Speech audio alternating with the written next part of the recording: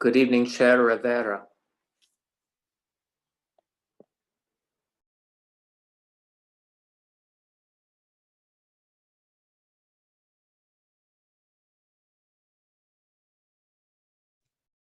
Good evening.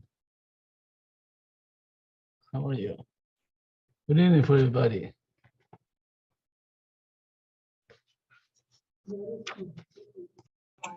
Good evening.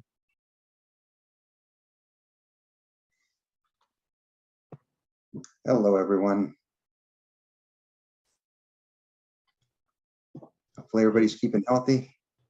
Hello, hello. Yes, at least trying, Mr. Romo. Well, that's good. Yeah, it's been incredible at City Hall. So many people out.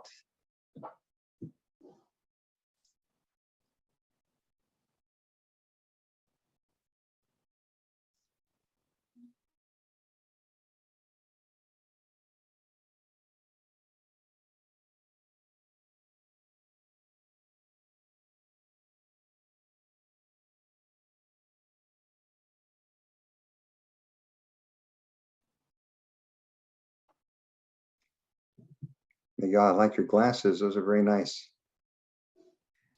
Thank you very much. I need a new prescription on them. Yeah, oh, they're cool. My nephew got some very similar.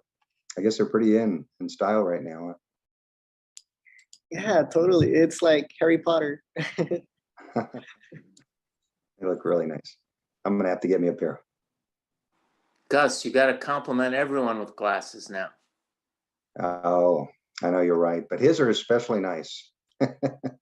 Everybody else has just regular glasses. Although we can't see yours too well, Lloyd. Let's see. Okay, there we go. Yeah, they're pretty nice.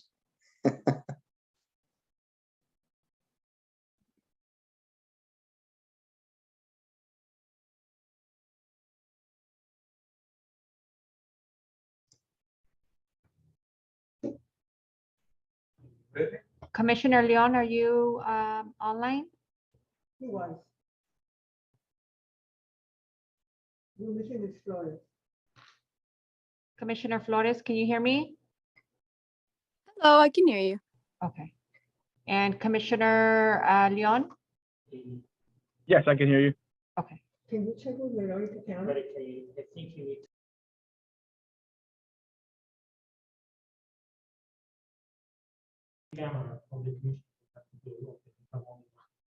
Are we ready?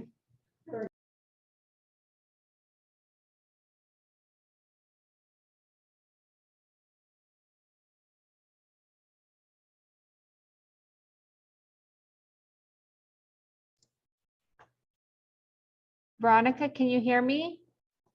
Yes, I can hear you. Okay. And Curtis? Are you online? Yes, I'm online. I can hear you. Can you hear me? Okay. Yes. Great.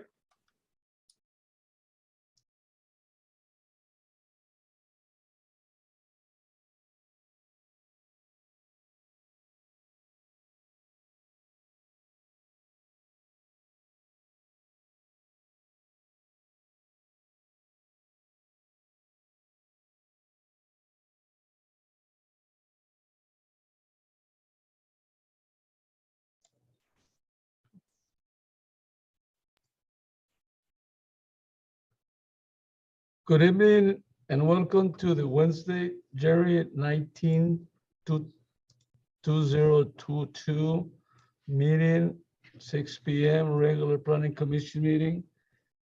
The meeting now will come in order. President of the Assembly Bill 361, please be advised the members of the Planning Commission might participate in today's meeting.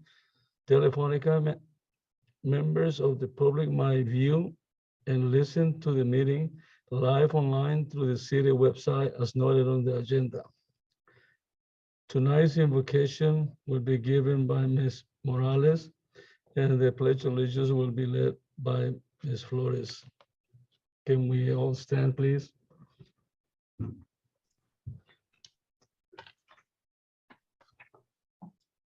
Lord, as we gather in your name, please bless this meeting and everyone present. Direct and assist us with your wisdom into making the right decisions. Make our decisions bring truthfulness and blessings for the future and the betterment of this community. In your name we pray, amen. Okay, now for the Pledge of Allegiance, place your right hand over your heart. Ready, begin. I pledge allegiance to the flag of the United States of America and to the republic for which it stands, one nation, under God, indivisible, with liberty and justice for all.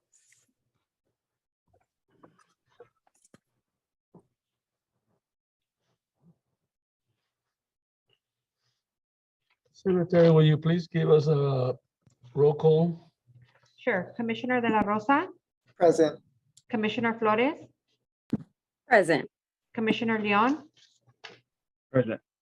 Vice Chairperson Villalobos, Present. and Chairperson Rivera. Present.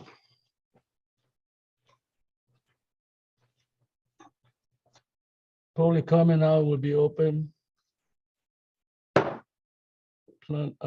Secretary, there is any speakers on the agenda? Chairperson, we do not have any written comments. We will now open the line to see if there's anyone wishing to speak. The members of the public will now have the opportunity to speak on the item listed in the Planning Commission agenda. Please state your name for the record before addressing your comments to the Planning Commissioners.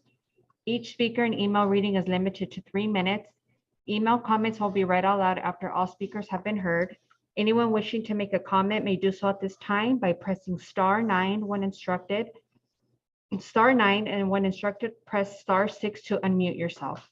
Individuals joining through the Zoom app may request to make a comment by using the raise hand feature on Zoom. And at this time, I do not have anybody wishing to speak or any comments, Chairperson. Thank you. If there is no objection by the Planning Commission, I will close the public comments. No objection. Close. Public hearing item number 1, draft 2021-2029, general plan housing element update and proposed initial study negative declaration on file number 2021-062. Presentation will be given by Ms. Carmen Morales. Good evening, Chairperson Rivera and members of the Planning Commission. Before I turn this presentation over to our housing element consultant, Veronica Tam, I would like to give a brief introduction on the item. In 2019, the city submitted an application for the SB2 planning grant program and was awarded. Thank you. And it was awarded a total of $160,000 grant. The city designated a portion of the funding that was received to complete the 6th cycle of the general plan housing element update for planning period 2021-2029. On June 5th, 2020, the city initiated the housing element update process with the approval of the professional services agreement with the housing element consultant, Veronica Tam and Associates, who had also completed for the city housing element cycle number 4 and number 5. So Ms. Tam had worked with the city previously on the last 2 housing element and have successfully achieved certification from the state of California. Since then, staff and the consultant have worked closely together to meet all the state requirements on the preparation of this housing element and also comply with the scheduled deadlines for the adoption and certification of the element. As the commission may recall, part of the update process required that the city also involve the community. And so the city held 2 workshops, one on February 17th of 2021 and the second one on August 25th of 2021.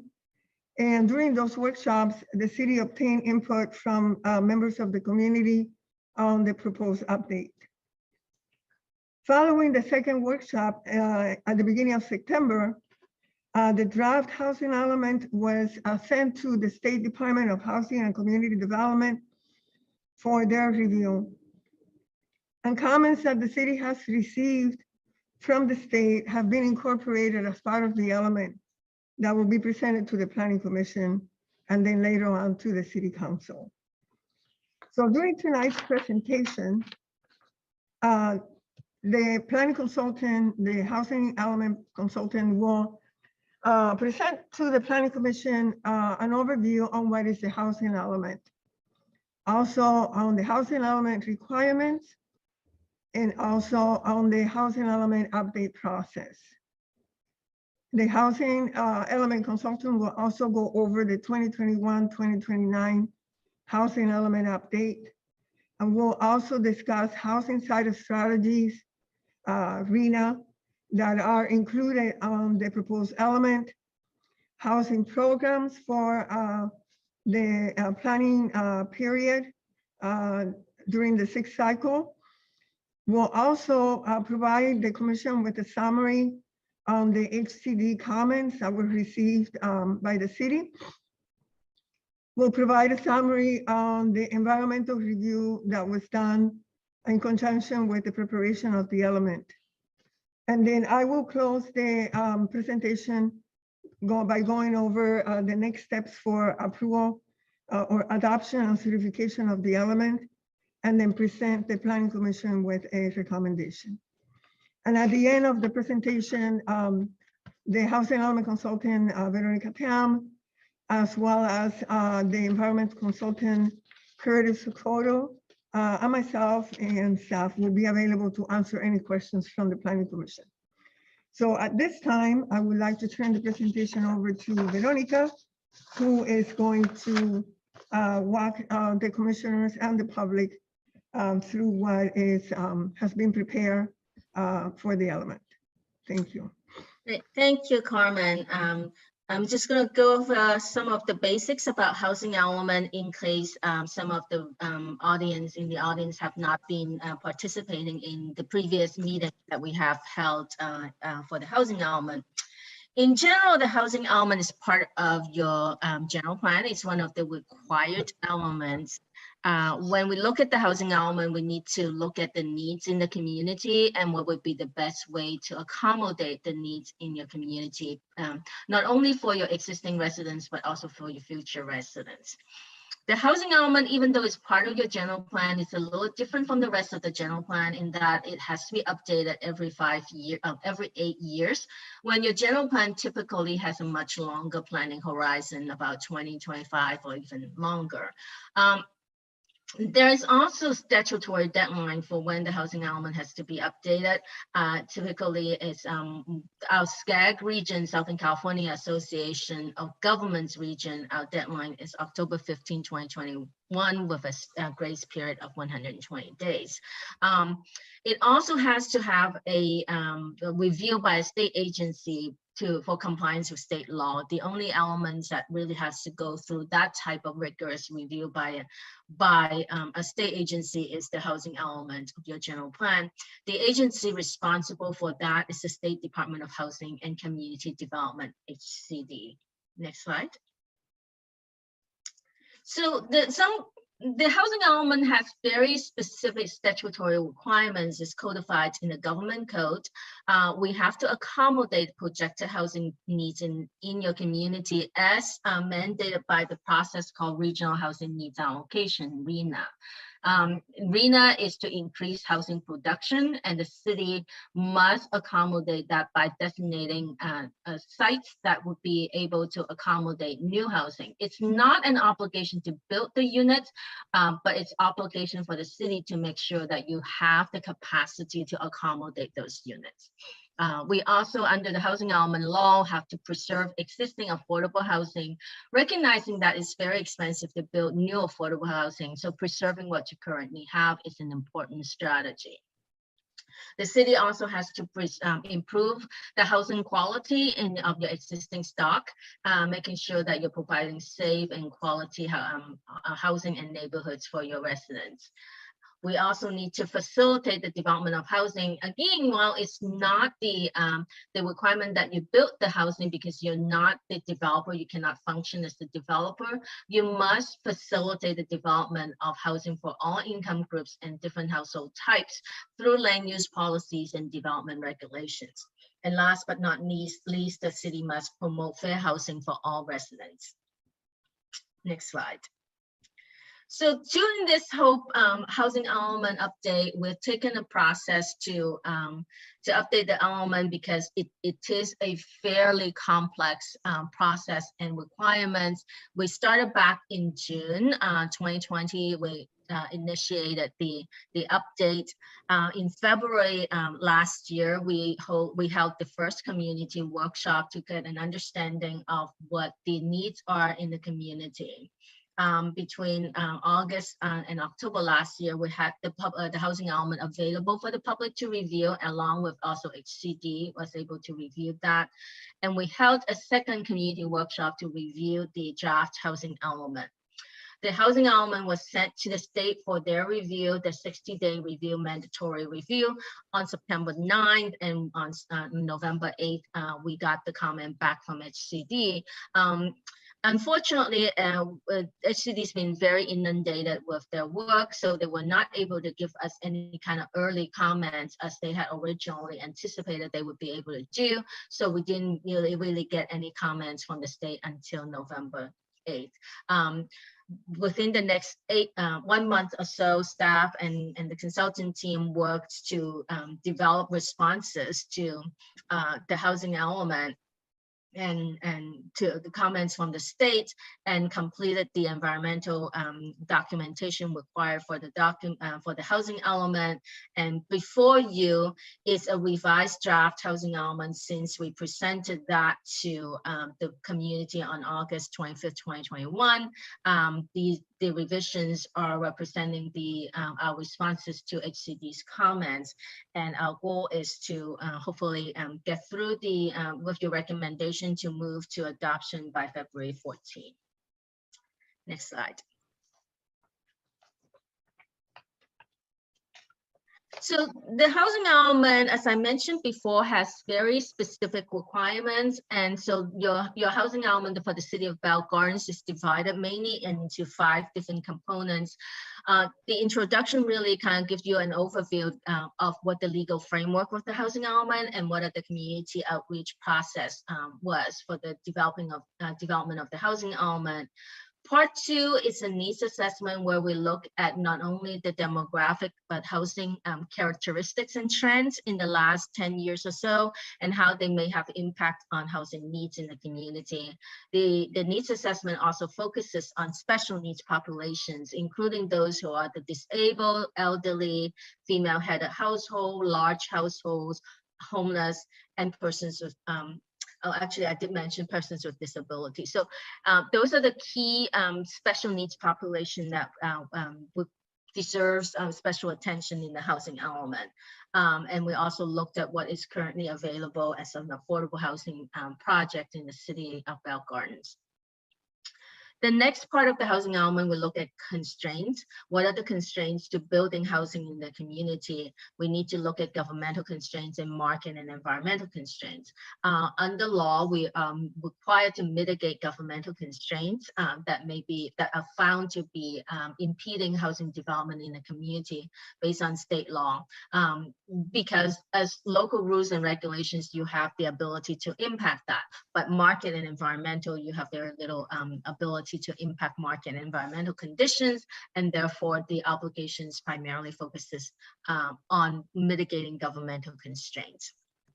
One of the most important piece of the housing element is housing opportunities and resources. What are the land use capacity? Where can the regional housing needs allocation be accommodated within your city?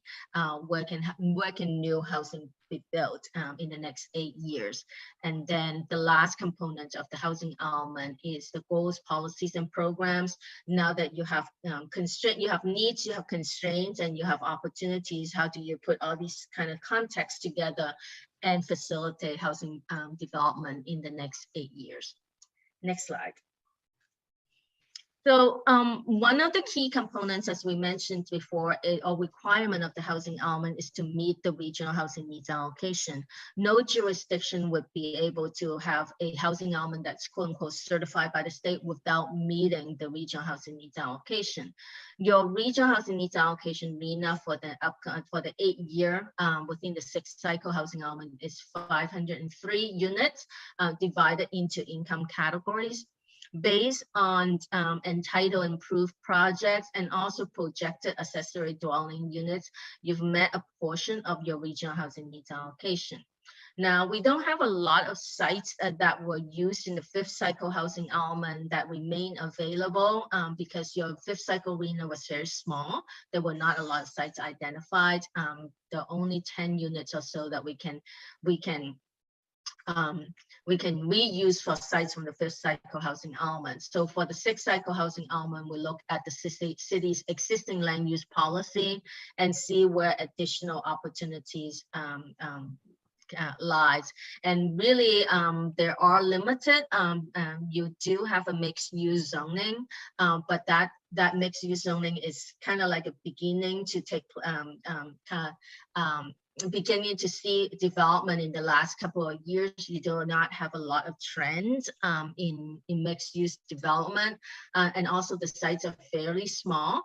So we were able to identify some mixed use sites that could be recycled into mixed use development in the next 8 years that would fulfill a lot of your regional housing needs allocation in the moderate and above moderate income level. Again, this income distribution doesn't mean that you're going to build the units in these income level.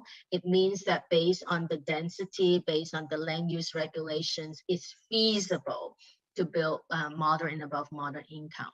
What we do have a shortfall in terms of sites is how are you going to accommodate your regional housing needs allocation for your lower income RHNA and some of your moderate income RHNA. We understand that the city is working with a developer to pursue an affordable housing project on 5600 Shaw Street, and that project will provide a lot of the affordability that you need for the RHNA.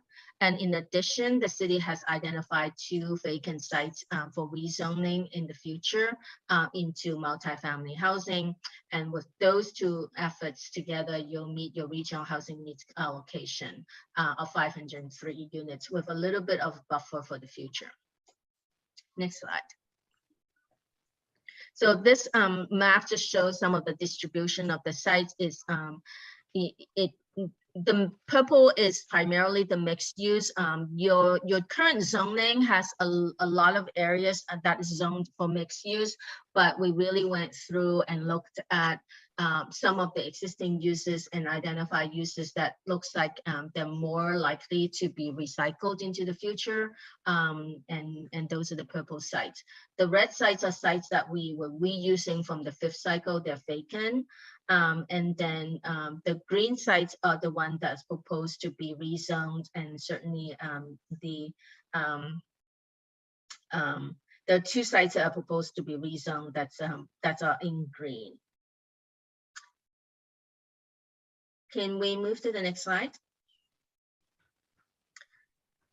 The housing element also has a, the most important thing is what are you going to do over the next 8 years in order to facilitate housing?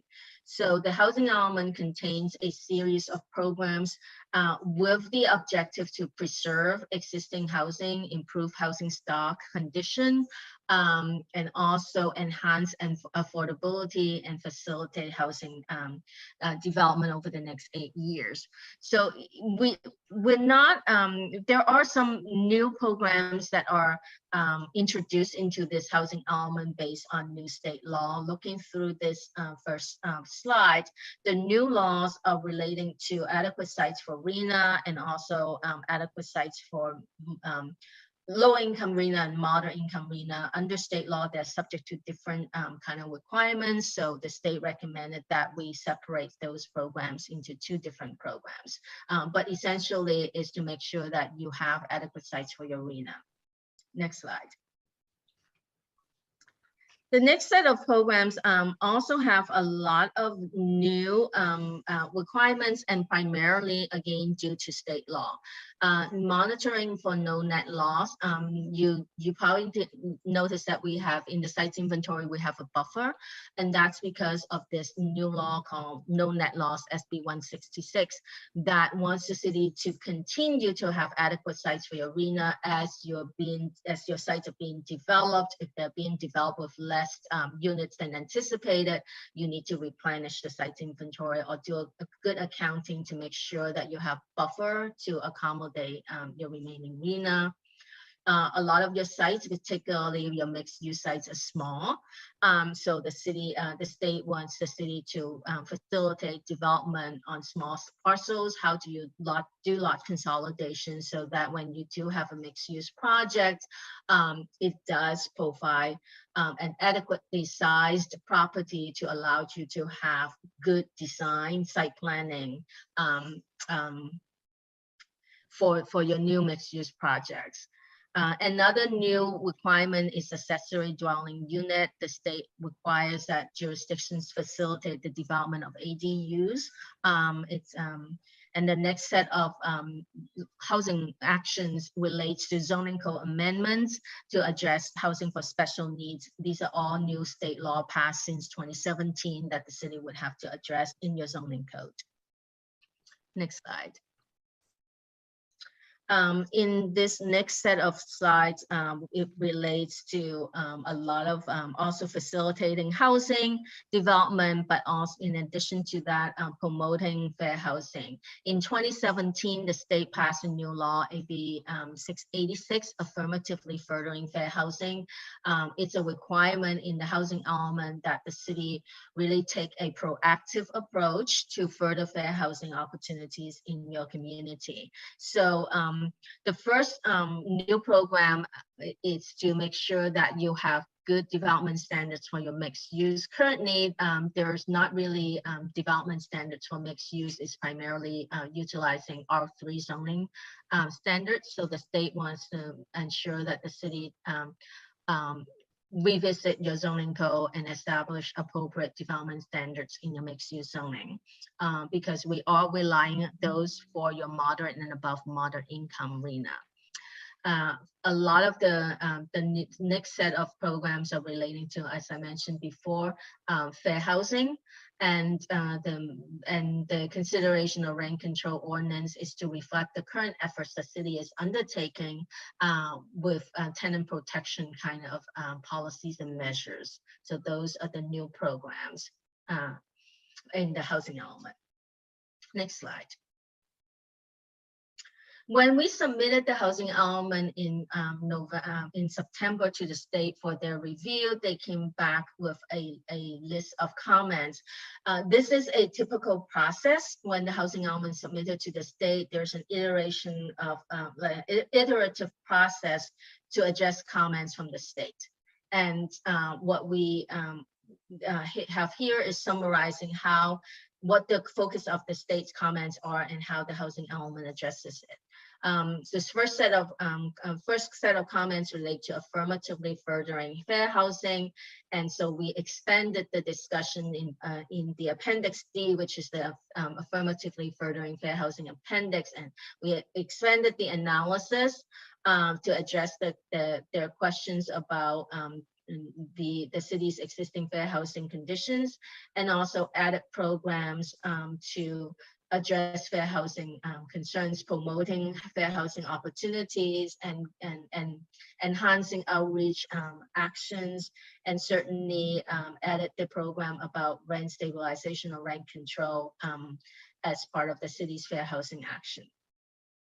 Sites inventory, the state wants more detailed on how the non-vacant sites could be developed and what are the existing uses on those sites.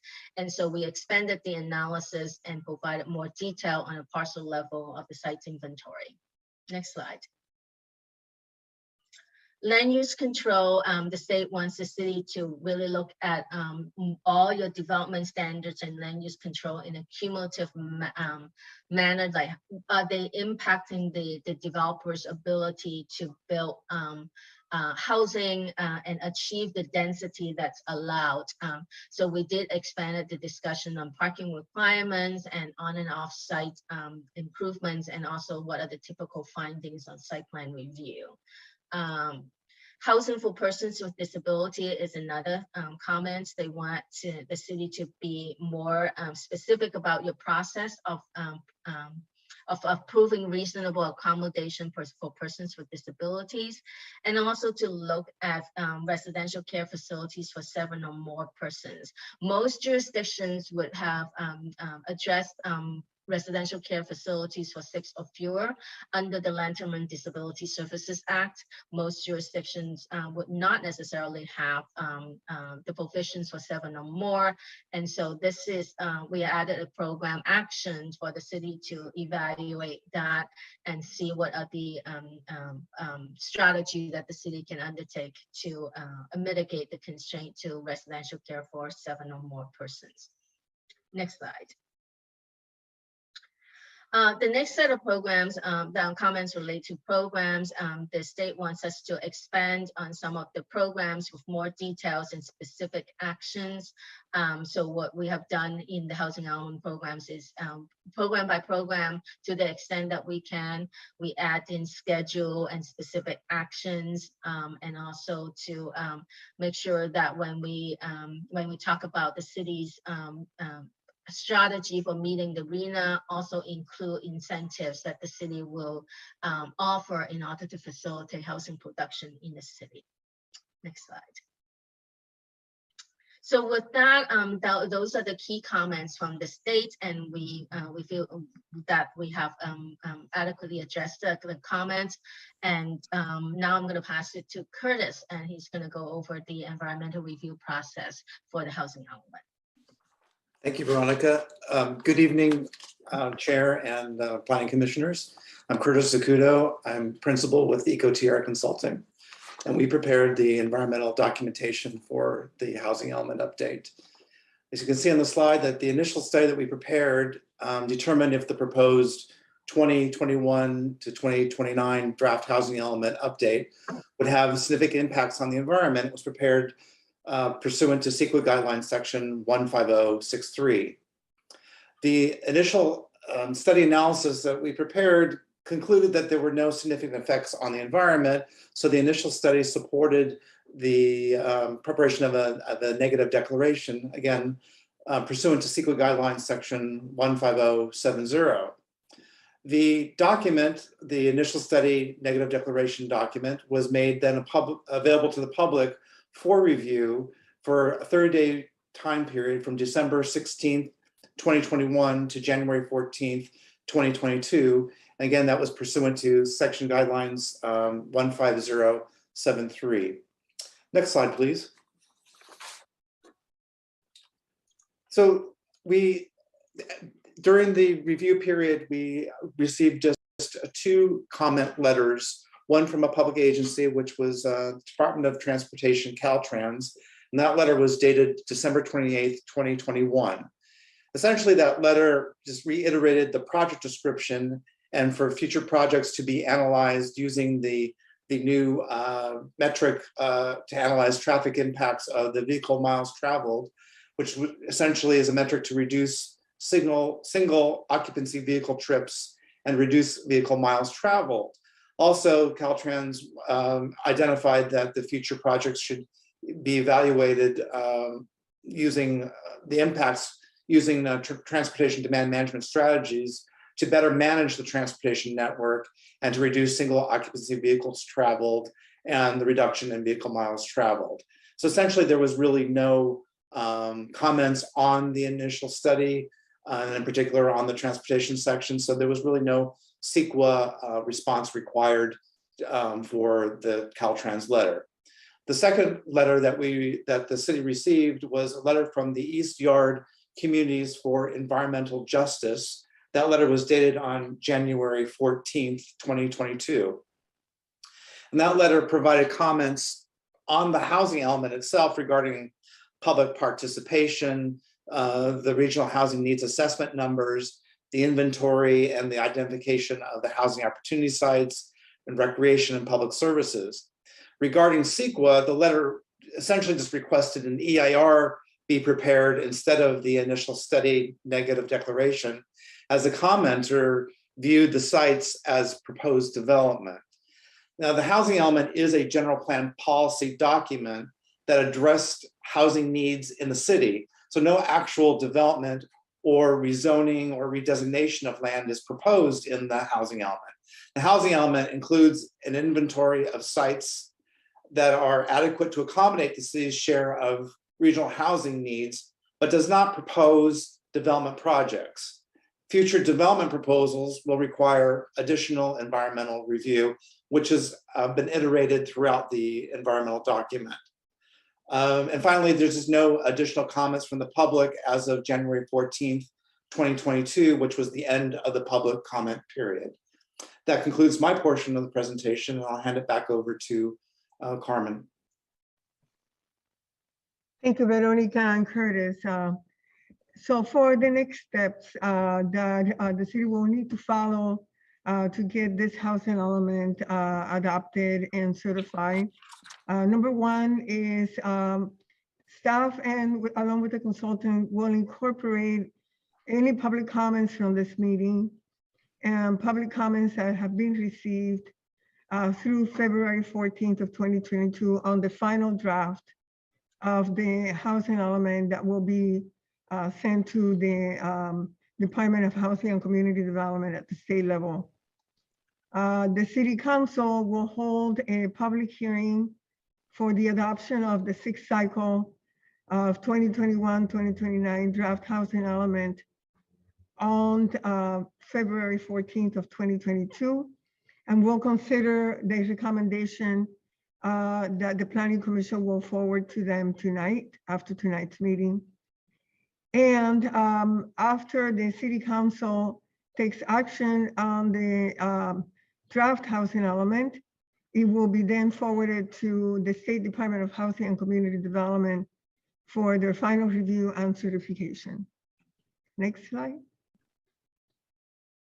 The recommendation for the Planning Commission to consider tonight is to open the public hearing on the draft 2021-2029 General Plan Housing Element Update, receive public input, close the public hearing, and deliberate on the acceptance of the draft housing element as proposed for recommendation to the City Council.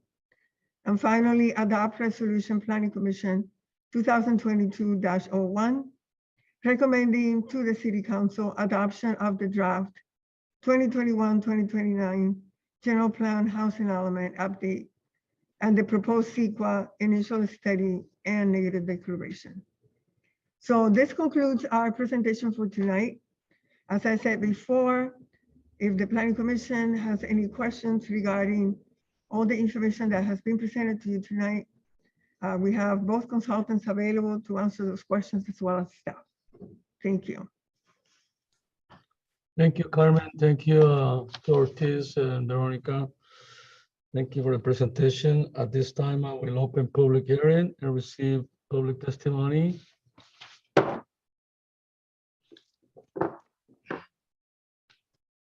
Secretary, is anybody? Chairperson, we did not receive any written comments other than the letters that we received via email, and all those comments were addressed in the presentations. But at this point, I will now open the line to see if there's anyone wishing to speak on this item.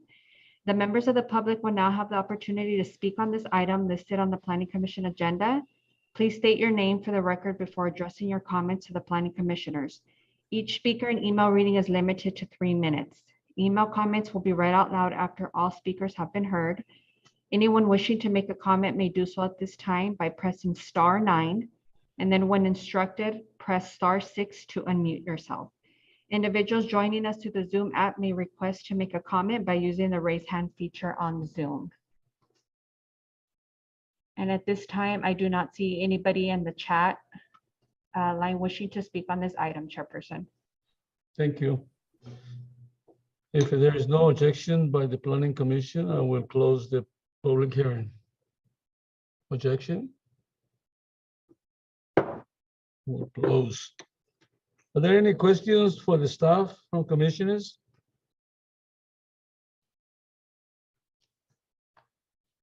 No questions?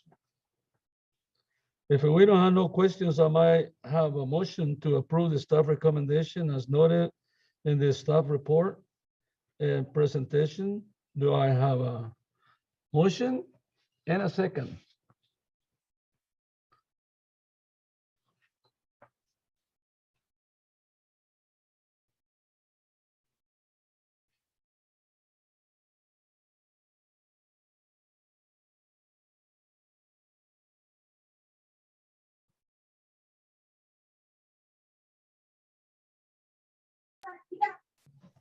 Motion to adopt resolution PC 2022-01.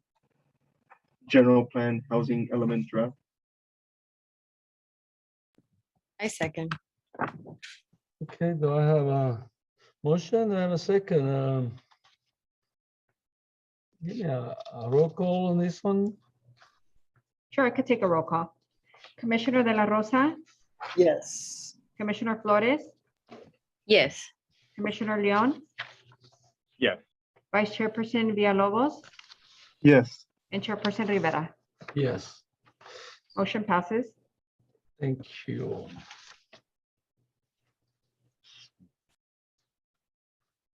Next public hearing, item number 2 is draft general plan circulation and transportation element update and proposed initial study, negative declaration, file number 2021-068. Presentation will be given by Grisel Chavez.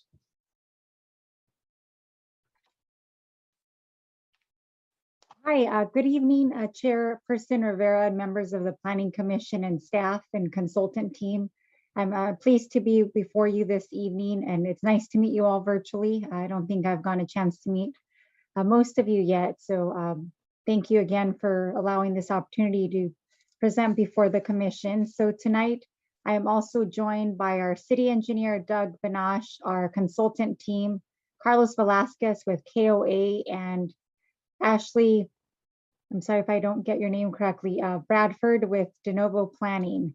And before I turn it over to Carlos with KOA to present the PowerPoint, I just wanted to share some background comments on how we got to this point today in presenting the draft general plan circulation and transportation element update. Back in 2019, the city received a Caltrans planning grant to develop an update to our existing plan, which hadn't been updated since 1995. This grant essentially was for $188,500 with the city's required match and general funds that were applied to complete the environmental review. This was a total project cost of about $244,000. Through the competitive solicitation process, the city hired 3 consultants who work together to complete this project, and they are KOA, Avant-Garde, and De Novo Planning, who was most recently hired to complete the environmental review. And KOA Corporation, who you'll hear from later this evening, is whom prepared the actual update. In order to meet the requirements of the grant and is required for anything of this nature, there was a significant amount of community outreach efforts that were conducted.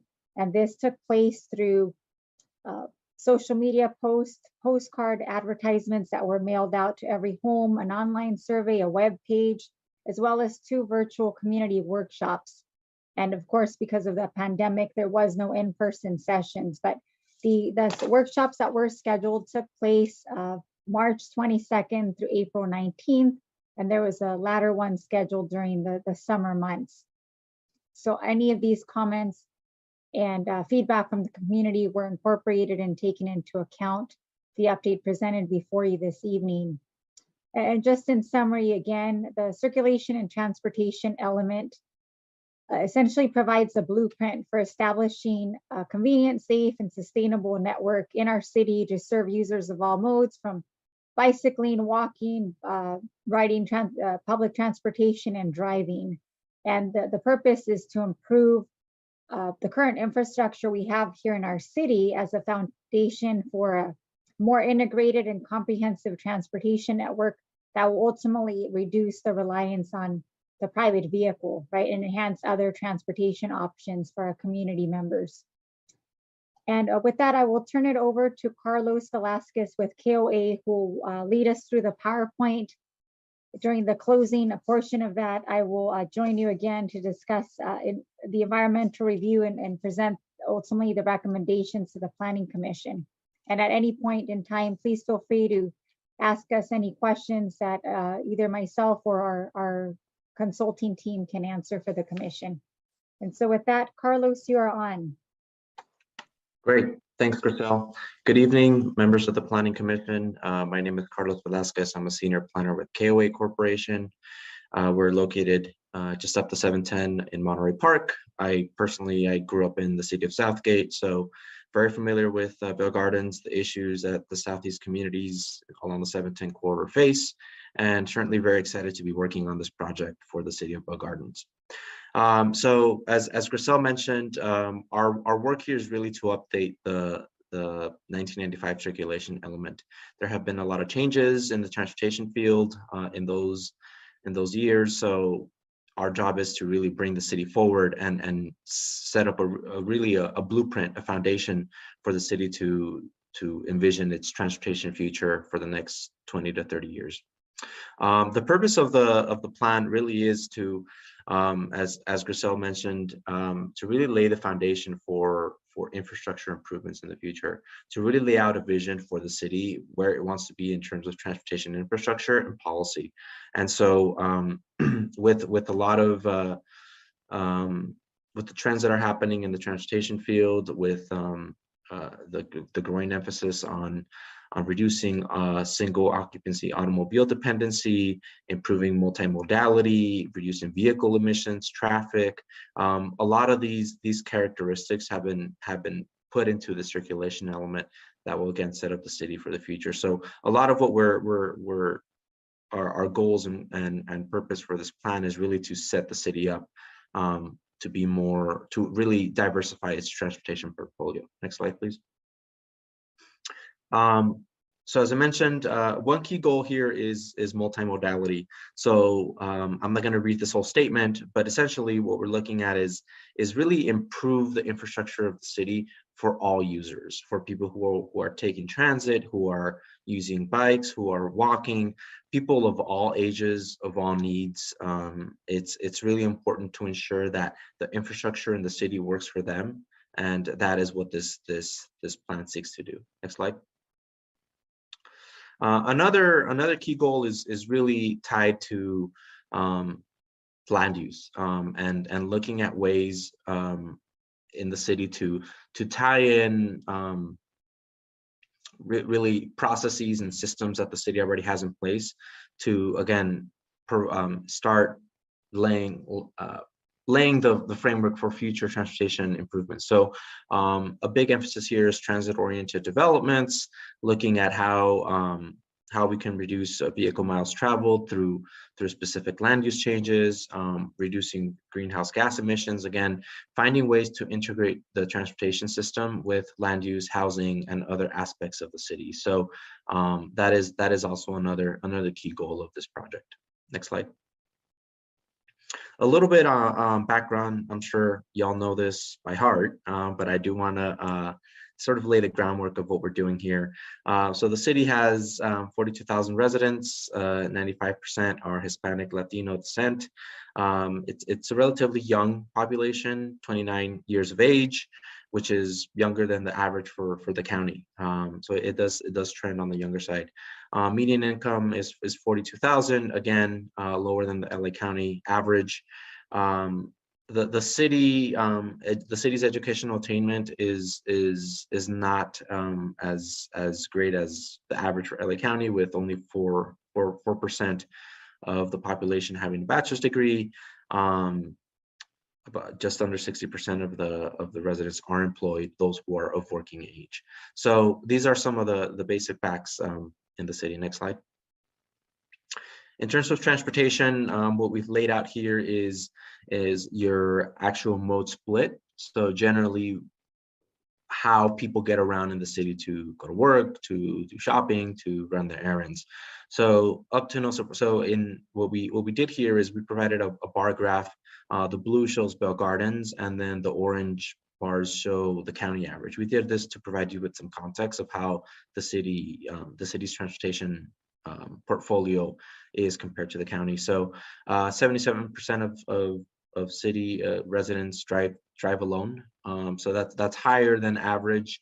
I mean, that can be for several reasons. Although the city does have bus service, you know, it's not, its frequency is not the best on certain corridors. Presumably, most people need to get out of the city to go to work. So again, there might not be as many transportation options to do so. 11% of city residents carpool. So again, I'd say here 88% pretty much of city travel happens via automobile, whether it's carpooling or driving alone. The rest of it is a mixture of public transit, walking, and others. So this could be, you know, taking scooters or other modes of transportation. But as you can see, it's pretty lopsided towards automobiles. And this is something that the circulation element is trying to lay the groundwork, the groundwork to really start changing. Next slide. A little bit on this is we reformatted this, but this is from your 1995 circulation element. The city currently has a very traditional roadway classification system where and I'm sure you members of the Planning Commission, you've heard this, you know, you have major highways, secondary highways, collectors, local streets. So it's a very typical, very traditional street hierarchy that the city has. So to no surprise, your major highways are Eastern, Garfield, Florence. Your secondary highways are Gage, Florence Place, Jaboneria, and your collectors are Clara, Loveland, and a few others. So what the system does is really it sort of builds it's laid out so that you have sort of a street hierarchy in the city. So vehicles, so roadways are designed so that to their appropriate uses. So for example, Eastern, Florence, and Garfield, because they're major highways, they're meant to carry more vehicle traffic. They're designed to be wider, have more lanes, to really get vehicles in and out of the city. Whereas your local streets and collectors are meant primarily for local traffic to move around neighborhoods. So as such, they're designed in a way that they're narrower, maybe one lane in each direction. Their vehicle capacity really is more constrained. So that's sort of how the street hierarchy works in the city, and that's how the city really is laid out. The thing with Bell Gardens, however, is due to traffic and commuting patterns, a lot of your collector streets do get a lot of traffic. So one big example that I'm sure you all know of is Clara Street. You know, that becomes bumper to bumper because vehicles are using it to cut through the city, and it really wasn't designed for that. So our job here is really to find, again, ways to get people out of their cars, find ways to improve multimodality. Next slide. Another thing that we did as part of this project is we conducted a collision analysis. This is important because, again, we're trying to lay the groundwork of what and establish the baseline of what is it that we're working with in the city. So as you can see here, we collected collisions over the last 5 years, excluding 2020, just because 2020 was a bit of an outlier year. So what you see here is what is in the more yellow color is where you have a higher density of collisions. So to no surprise, a lot of these collisions are happening on your major highways, such as Eastern, Florence, specifically at the intersections of these streets. So Eastern Avenue, Florence Avenue, Garfield, Florence, and Jaboneria and Florence. So you have a large concentration of collisions happening here. So again, this raises the issue of what's going on here. Why are these happening? And again, are people driving too fast? Is there barriers for people who are trying to walk and it's not safe? So again, we're trying to lay the groundwork of what we're working with here. Next slide. We also documented your active transportation and transit facilities. So on the left, you see the city's transit services. The city is served by several bus agencies, Metro providing service along several streets. The city of Montebello bus line also provides service specifically on Garfield. And the City of Commerce does have some bus lines that do provide service, especially on the northern side of the city. We also are aware that the city runs its trolley route.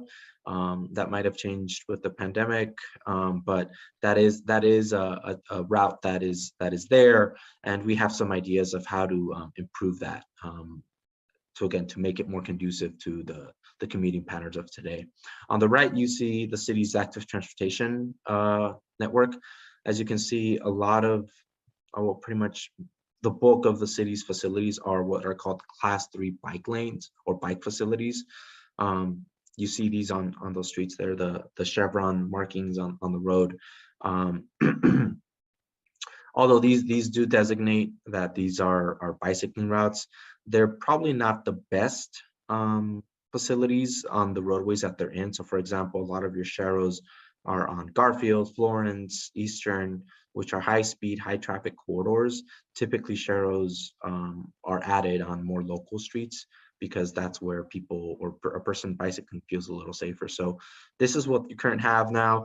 The great thing about the City of Bell Gardens is that you're surrounded by two high-quality bicycle facilities along the Rio Hondo and the LA River. So that does provide opportunities for connectivity, and our plan will try to ensure that happens. Next slide.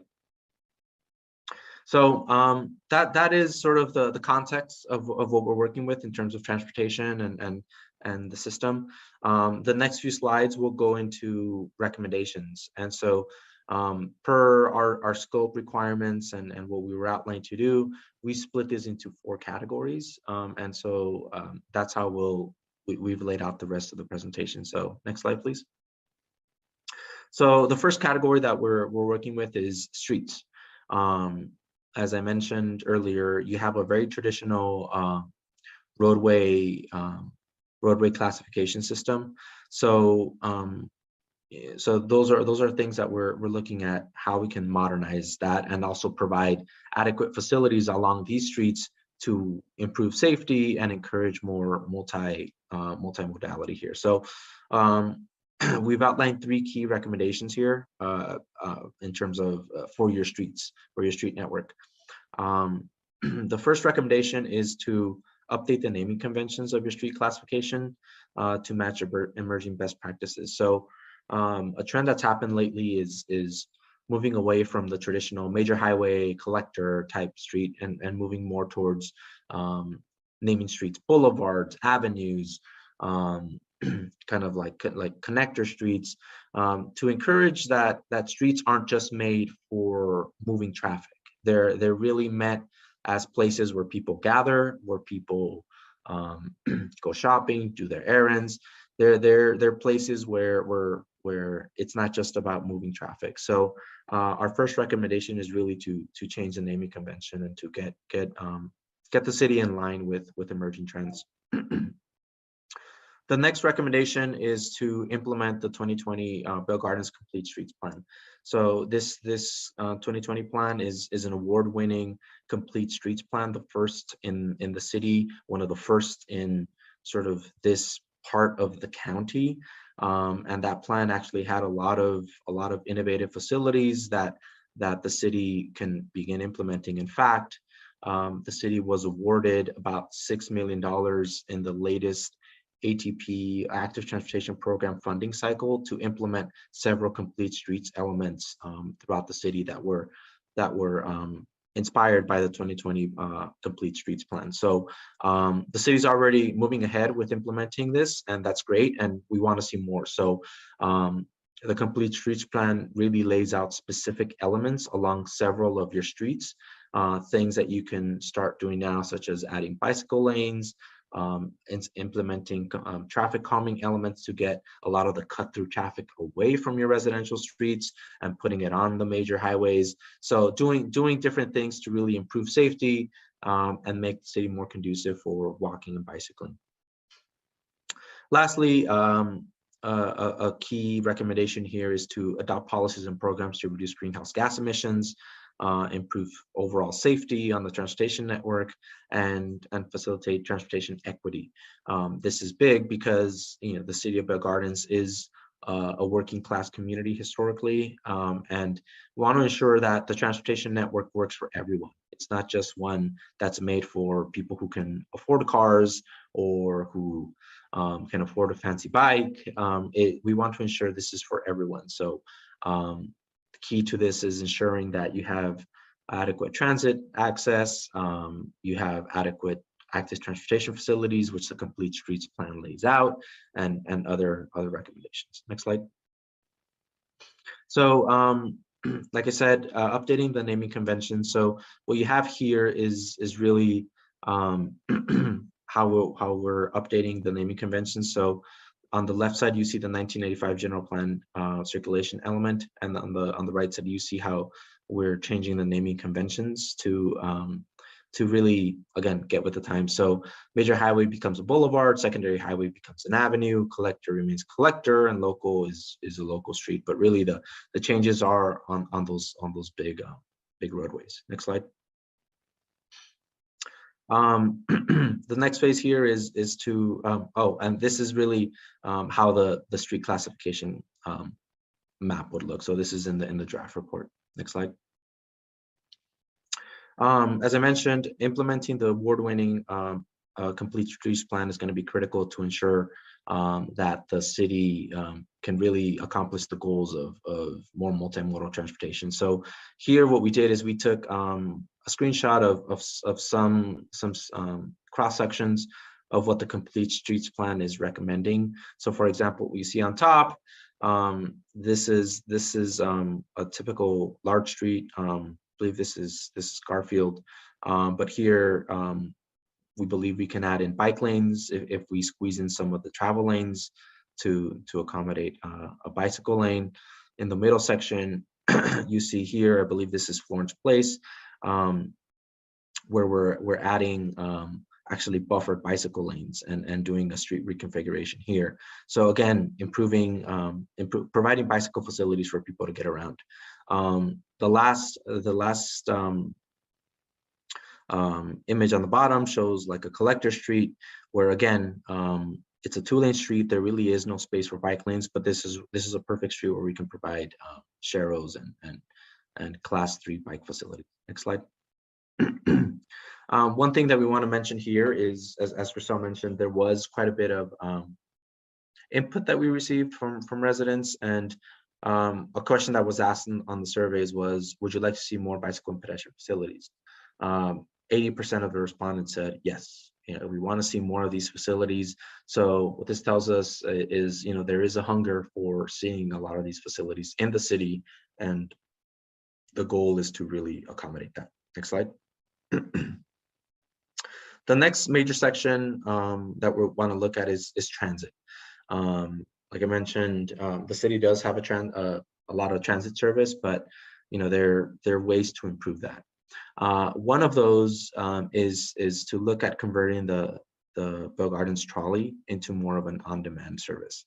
This is something that has been piloted by Metro, by the city of LA, LA's Department of Transportation, where essentially the trolley, instead of working as like a fixed guideway sort of, or a fixed route and showing up, say, every half hour, every hour, it'll function more like an Uber or like a Lyft service, where through an app, there's designated stopping points, and the trolley can sort of go to those and then drop people off at other spots throughout the city that are more that are close to specific destinations. So you won't get, say, door-to-door service, but ideally you would have bus stops, for a short walking distance from your house.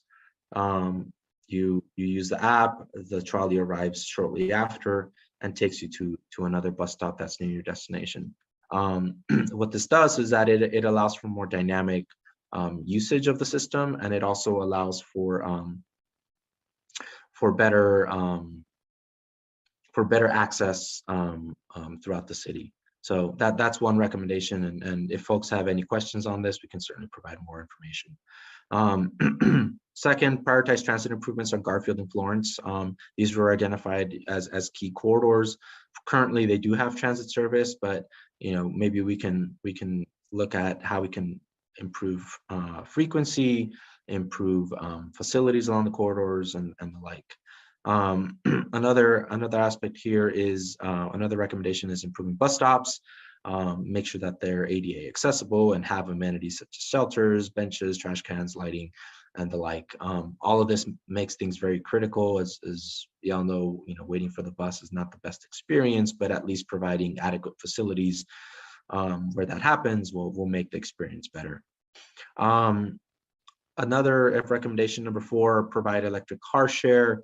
A lot of cities are moving in this direction where essentially a car share service functions where you have designated spots in the city that have almost like a short-term rental car. And so you go and you say you got to go to the grocery store, you got to run an errand, you sort of rent the car for say 2 hours, go run your errand, come back, and then it's there available for others. What this does is that it reduces pressure on parking, it reduces pressure on expenses on people having to purchase a vehicle. So there's different benefits to this. Obviously, the cost is, yeah, you don't have your personal vehicle, but I mean, with a lot of people preferring to use Uber and Lyft, it can be a compelling option. So certainly an option for the city to consider. Number 5, offer car and van pooling services for public employees, incentivize private businesses to do the same. So this is more looking at transportation demand management strategies. How can we reduce single occupancy vehicle dependency? We understand several other public agencies do that. And this might be something the city can consider, of course, once the pandemic dies down a little bit. Lastly, adopt policies and programs to increase transit access, comfort, and safety. So again, looking at ways that we can prioritize transit service, not just see it as, oh, the bus is there, we're providing service and only some people use it. No, let's prioritize transit service because these buses do carry more people than say one car, and take up less space than that. So there's a lot of benefits to improving transit, and that'll help reduce traffic on your streets. Next slide. So this slide shows the City of LA's Department of Transportation LA Now program, which is their trolley service, their on-demand trolley service. So they did pilot this in the Venice Mar Vista neighborhood in LA. And again, it's about designated a specific area here. It can be citywide, designated certain bus stops, and then having it function there. So next slide. Again, looking at improving bus service here. Something that is a huge benefit to the city is the West Santa Ana branch corridor that's going to be coming in line in the next decade or so, which actually Metro recently approved in the last few days. So there is a lot of momentum for building this line. If you're not aware of it, it's a line that would connect LA Union Station all the way down to the Orange County line using the Union Pacific Rail. In this case, the City of Busch Gardens would not get a direct station, but its nearest station would be in the city of Southgate on Firestone and Atlantic. The other nearest station would be in the city of Huntington Park. So there's 2 nearby stations. Once that comes in line, maybe looking at ways that there could be like a shuttle service or something that can provide access to some of these nearby stations for city residents. So a lot of cities, again, do this, especially at job centers. So again, it's really to leverage a lot of the transit assets that the city is going to be having in the near future. Next slide. The next slide shows, again, survey responses. So on the left side, you see whether people would be interested in accessing rail services such as Metro, Metrolink. And yeah, I mean, most people said yes, they would be interested in accessing that. On the right side, by and large, about 80% of respondents said yes, they would like the trolley service to be more frequent. We're intrigued by an on-demand service. So again, I think there is a desire for folks to see better transit service in the city, and this plan really lays a framework for that. Next slide. Active transportation. So this is the third major category that we're looking at. A key part here. So we've included sort of three main recommendations here. The first is to improve infrastructure and really, again, build off of the 2020 Complete Streets Plan. This can be granular types of improvements, such as improved pedestrian signals, crosswalks, curb ramps, implement traffic calming facilities and the like. So again, remove barriers for people who walk, improve safety and access in the city. Increase bicycle opportunities by implementing bike lanes on roadways and connect to bike paths. So again, you have great assets that are there, and so let's do that. And lastly, adopt policies to increase safety and connectivity for diverse and active transportation users. Next slide. So again, here this shows, this is from the 2020 Complete Streets Plan. This shows all the facilities that are being recommended as part of that plan. So compare this to the map that I showed earlier, and you'll see that now the city's active transportation network is pretty robust. And so this is what the Complete Streets Plan lays out, and what this plan is recommending for the city to follow, because now you will have true connectivity for non-motorized users. Next slide. Survey responses. This is pretty cut and dry. 80% of respondents did want more bicycle lanes, more bicycle facilities, more active transportation infrastructure in the city. So again, there is a desire for that. Next slide. And lastly, parking. Last but certainly not least, and this we understand is a very contentious part in the city. There is quite a bit of history of parking in the city. So our job here is really to, again, provide big picture recommendations, not really provide granular improvements, because that sort of happens more at the planning, sort of public works level, not on circulation element. But that said, our first recommendation is identify shared parking opportunities throughout the city. So again, maybe there's underutilized spaces during peak hours that can be used for parking. So for example, get into agreements with maybe church parking lots or other facilities that aren't really used, say in the evening when the demand is the highest for parking in your residential neighborhoods, and look at how certain shared parking agreements can be done to reduce stress for your residents in terms of parking. Two, we understand the city also implemented a T markings program where residents can get together and petition for the city to install T markings on their block. What this does is, and I'm sure everyone sees it, is people sort of park in the middle of two driveways to save a parking spot for someone who left for the day. Adding parking Ts would allow PD to now go on and enforce people who do that, because one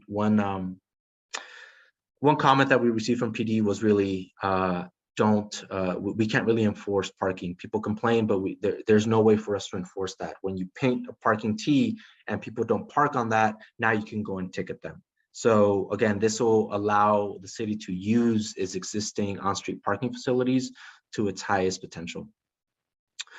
Three, provide electric vehicle charging stations in commercial corridors. So again, electrification of the transportation network is something that is happening, and this is something that we definitely recommend the city to do. And lastly, adopt policies and programs to balance supply and demand for parking and different loads. Next slide. So what we have here is perhaps some lots that might be designated as shared parking opportunities, where perhaps there's lots that are underutilized during peak hours. Typically, peak parking hours happen in nights and weekends when people are home. So these are times when perhaps schools and other facilities aren't being used. So again, I mean, this plan wouldn't outline what a specific agreement would look like, but that would have to happen between the city and say the owners of these. But again, an idea to utilize existing facilities. Next slide. And then parking here, obviously it's a little more contentious. Some people feel like, yeah, they'll support parking tees. However, a lot of people also wouldn't, just because maybe they prefer to just park in the middle of two driveways and save a spot for a person they live with. So, I mean, this is something for the city to decide, but, I think you went the right way with petitioning, having a petition process. That said, the city can do a more robust job of advertising that this is an option that is available for people. And lastly, we did ask a question about parking permits. This is something that came up, which is perhaps limiting or creating parking districts. And so each household would be, say, designated three parking permits to use on-street parking facilities. Is this something that people would be open to? A lot of people would be, a lot of people wouldn't. People don't want to pay more than they have to. So right now, parking is technically free on city streets, so people sort of like it that way. Others say, yeah, people are abusing it, so yeah, we should do parking permits. So, again, the city does have a system in place to have people to petition for this, but this is something to certainly consider as we move forward to really better utilize your parking capacity in the city. Next slide. Here we have other survey responses for questions that we asked. And so, I mean, I'm not going to go into detail, but this just shows a little bit more on what folks are wanting in the city. Next slide. So in summary, these are the four main sections. I'm not going to go into each and every one of them again, but overall, we're recommending a mixture of innovative types of policies and recommendations, but obviously staying true to the context that is Bell Gardens, a working class community, but very young and very eager to look at different types of facilities, different changes, and really move forward in terms of transportation for the next 30 years. And that's what this plan is intending on doing. Next slide. And that pretty much covers what we're doing for the circulation element. I'll pass it back on to Grisel to talk about the environmental review. Thank you very much, Carlos. So as mentioned prior, the city retained the services of de novo planning to conduct the environmental review as required by CEQA, and that led to the preparation of an initial study to determine if the proposed circulation and transportation element update would have a significant impact on the environment. And based on the analysis review that was prepared, it was concluded that there would be no significant effects on the environment, which allowed for the preparation of a negative declaration. And that was made available for public review for the 4-week period of December 16th through January 14th. And we have received one comment letter from Caltrans, which concluded that the proposed element update would not result in any physical environmental changes in accordance with CEQA, and therefore the negative declaration was found to be appropriate. There have been no additional comments received from the public, unless Erica has received something else prior to this evening. And with that, unless the commission has any questions on the presentation by COA or the CEQA review, I would recommend that the Planning Commission open the public hearing on the draft circulation and transportation element update to receive public input and close the public hearing. And secondly, deliberate on the acceptance of the draft element update as proposed that would be brought forward to the City Council for their ultimate approval. And this would also, we would also request the commission adopt resolution number PC 2022-02, recommending the city council adopt the draft circulation and transportation element update and the proposed CEQA study and negative declaration. And if that does take place this evening, we are looking at scheduling that before city council at the February 14th council meeting. And that concludes staff's report. Thank you. Thank you. You're gonna be here for questions, right? Because we're gonna go to the process, then we're gonna ask you questions. Yes, absolutely. Okay, thank you. Next, I will open for the public hearing.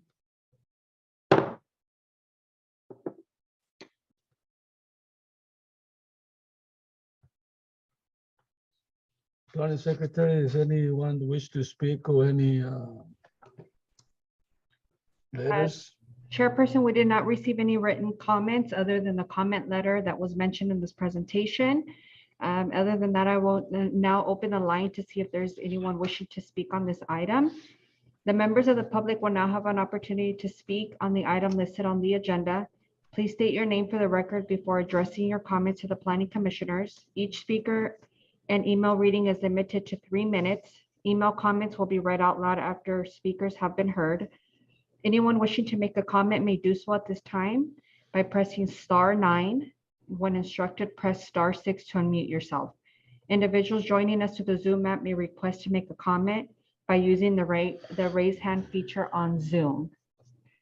And at this time, Chairperson, I do not have anybody in the chat line wishing to speak on this item. Thank you. If there is no objection by the Planning Commission, I will close this public hearing. Objection? Close. Are there any questions from the commissions for the staff? Yeah, I had 2 questions. Right. Well, first of all, thank you for the presentation on the housing element and transit element as well. My first question is, just out of curiosity, how big was the sample size for the residents that we undertook for the questionnaire that you provided?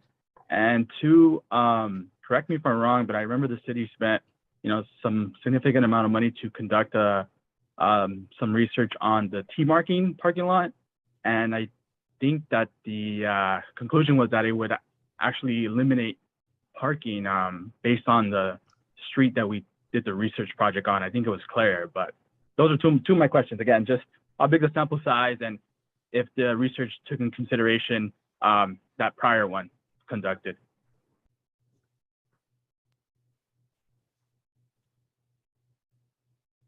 I thank you for your question, Commissioner. And I will let Carlos correct me if I'm wrong, but I understand the public outreach included mailing of a notice to all addresses here in the city of Bell Gardens. So everyone did receive a notice. In terms of surveys actually submitted, the representative of feedback, I would defer to Carlos if he has that answer. Yeah, thanks, Grisel. So K-Wade, disclaimer, we did not lead the outreach effort on this. Another consultant did that. That said, as Grisel mentioned, we did advertise like responses to the survey and the availability of the survey.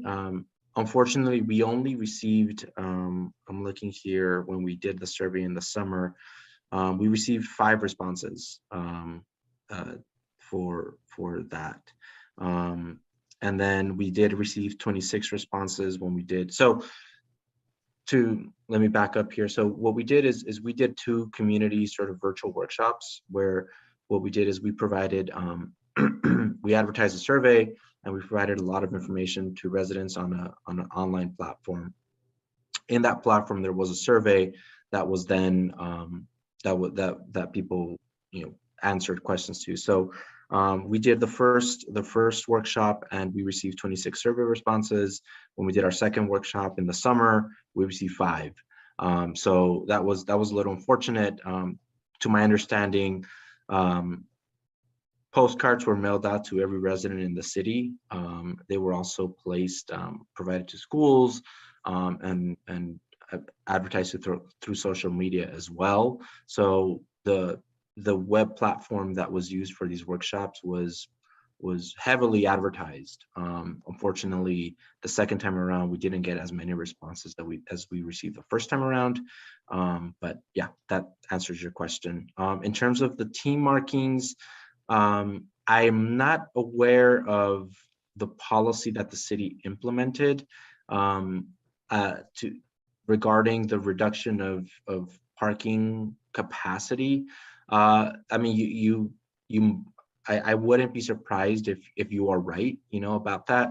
However, because now you're sort of marking it, right? So you're like, okay, this is a space. Okay, this doesn't meet the space. So yeah, you probably would lose a number of parking spaces. However, what you need to something to consider is that what is sort of the real capacity, right? If you have, say, a lot of curb space, but people are blocking it and saving it for other people, then that capacity really isn't there, right? So at least with the team markings, that does provide clearly demarcates that these spaces are available. So that is something to consider. But yeah, generally you would be right. If the amount of curb space, parking spaces would decrease. So yeah, but Grisel, I don't know if you have any more information on the team marking and program. Commissioner, on that second question, although I wasn't with the city at the time, and I can let Doug speak, who was here and prepared the study.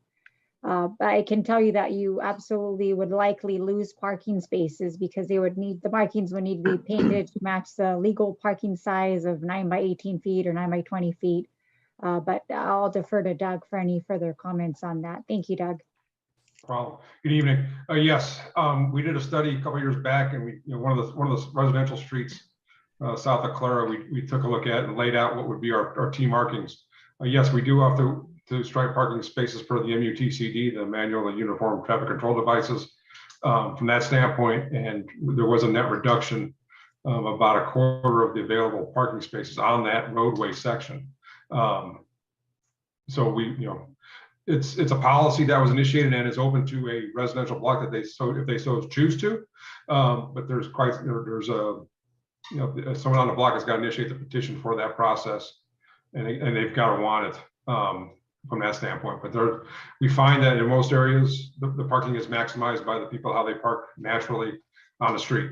Sometimes you get people who use trash cans and so forth, but overall, the small cars will fit in the small spots and the big cars will take up the big spots. And they just sort of work it out that way. That's what we have found. Thank you, Doug. And we have not received any petitions for T markings as of today. Thank you. All right, I really appreciate it. I know at the end of the day, you're just presenting options to the residents of the city. Hopefully we can look more into the permit parking. I know that is a double-edged sword, but hopefully we can look in and see how other cities operate that, and the revenue that perhaps they generate from having those in place. So again, thank you so much, and appreciate the work that you're bringing into the city. Thank you. Thank you. Thank you. I would like to make a comment on this one regarding the parking permits. I think it would be nice to look into that, because that will eliminate people from other cities to come and park into the city. And maybe the cost is not as high for all the people to have a permit. It's be like no parking at night, but this way, all the residents will have a chance to park with a little, with a small fee, so we have sufficient parkings for everybody, because we all have problems in parking through the whole city. So that might help us. It might be a good study. The other thing is, I want to go back on page 15 on your presentation. You say something that I kind of didn't understand. If you want to put bicycle racks, I think that's what you said, but I'm not sure. Carlos, when you was mentioning that people wanted more. And by the way, I didn't get none. I live by high school. I didn't get none of this request surveys that you're talking about. I didn't get no cars, nothing. Chairperson Rivera, I think you're referring to slide number 15, Carlos. Okay, you got it. Yeah. 15 is where you said people want to have, I believe you said racks for bicycles. I'm not sure if that's what. No, facilities. So we left it pretty open-ended, but facilities on major streets. So bicycle lanes, and anything associated with that. So this was a question that was asked in the latest survey. I mean, racks would be sort of ancillary.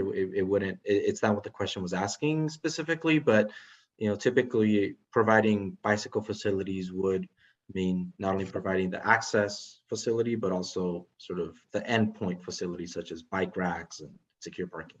You're talking about like for renting bicycles for people to come and put a renting bicycle? This question didn't ask about bicycle share, which is that program you're describing. This was more just a general question asking people if they would like to see more bicycle facilities such as bike lanes, bike routes on major streets.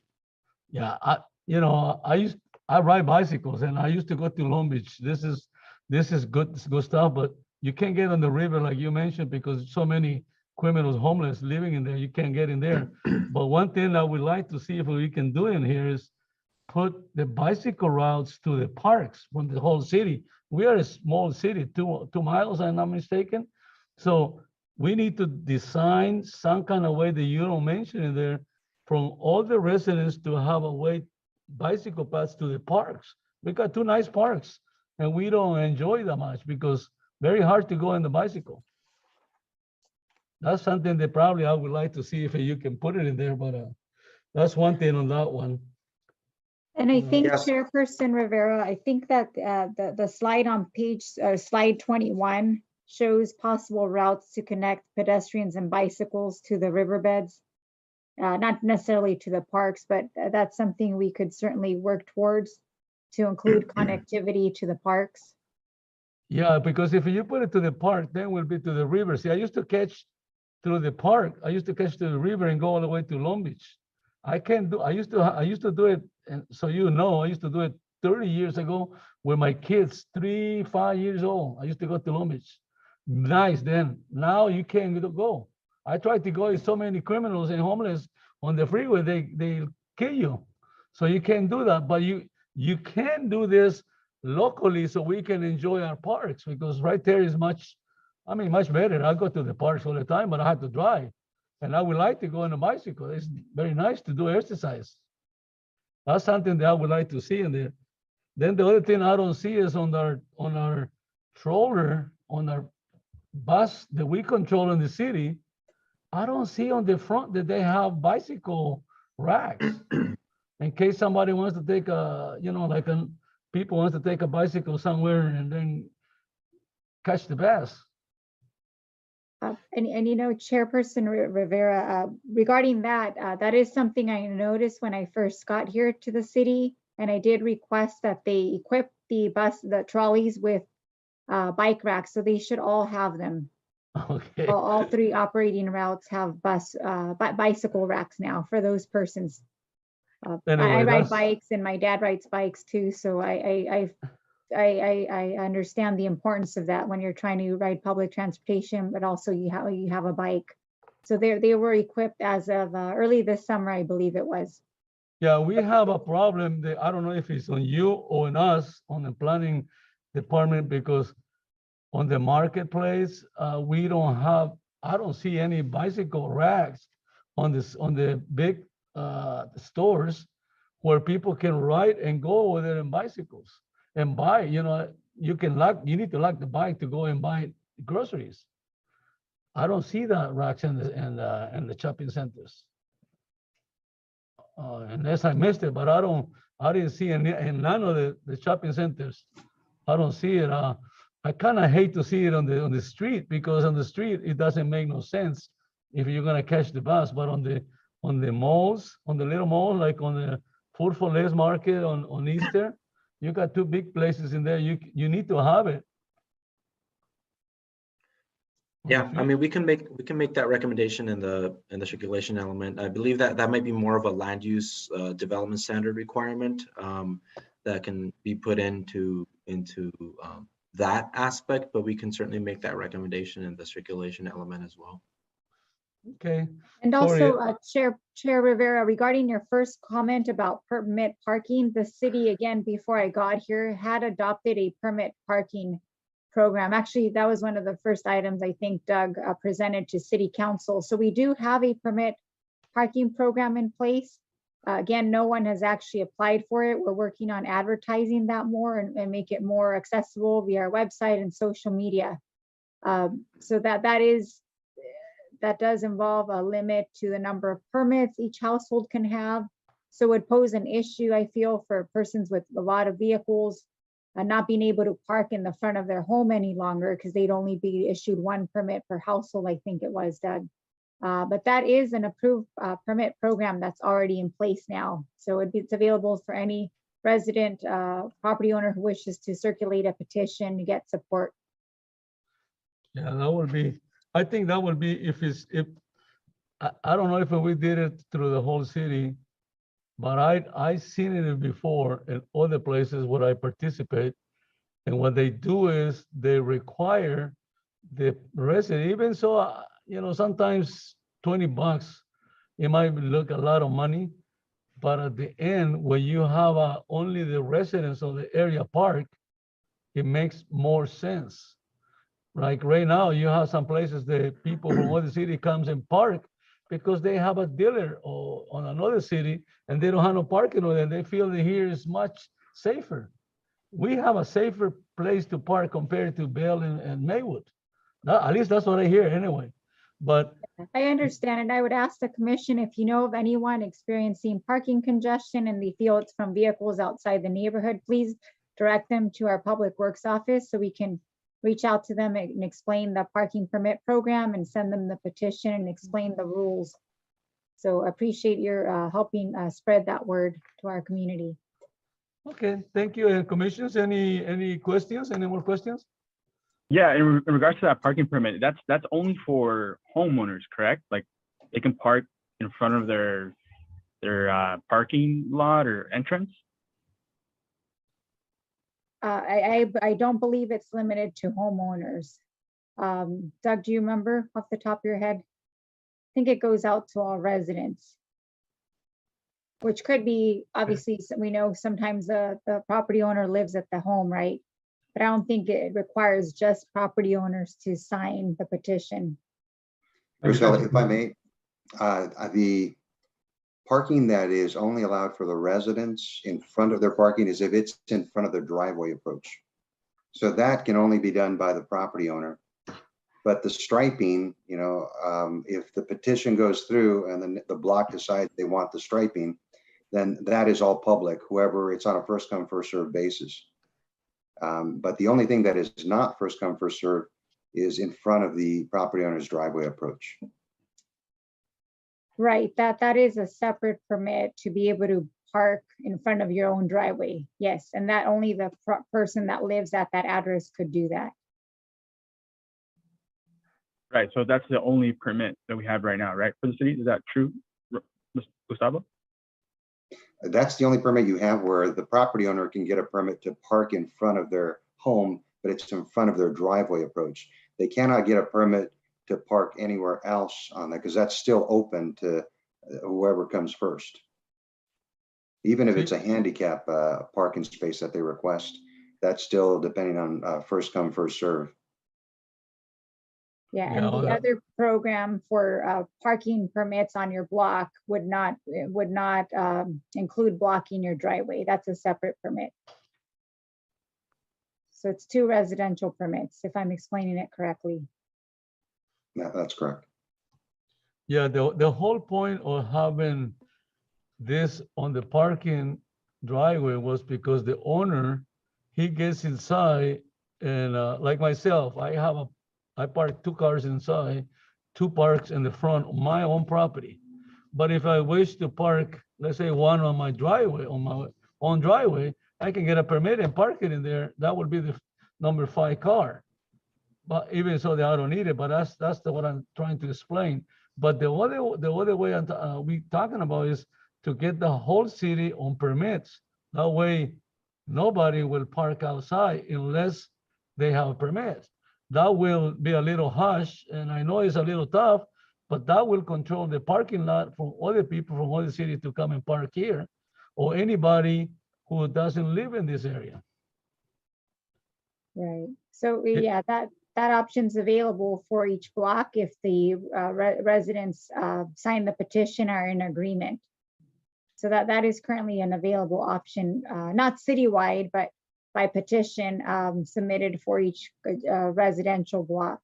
Oh, you can put it, oh, that would be also better if you put it for the residential blocks.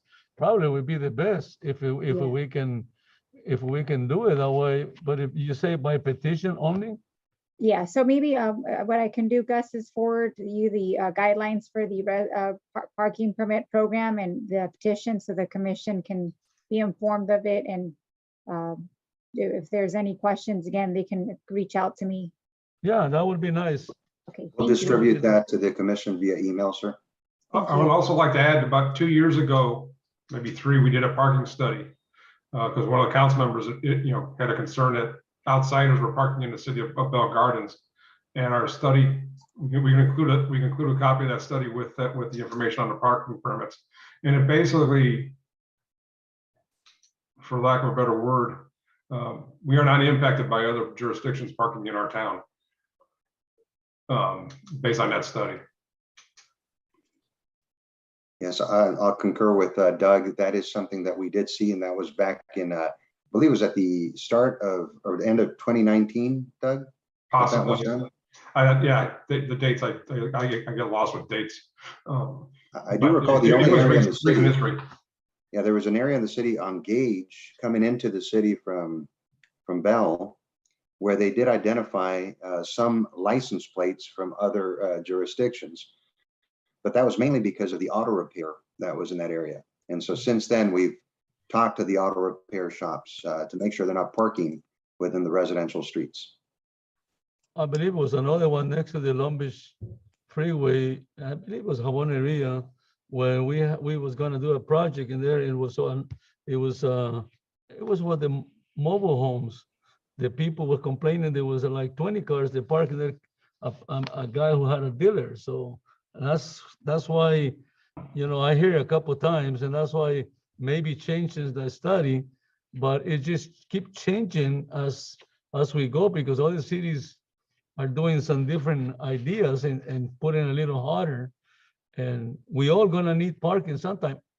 I'm lucky that I have enough parking for my cars inside, but some people do not. And in some occasions we have the problem because with this new law, it's gonna be even worse, that we're gonna allow more housing with no parking.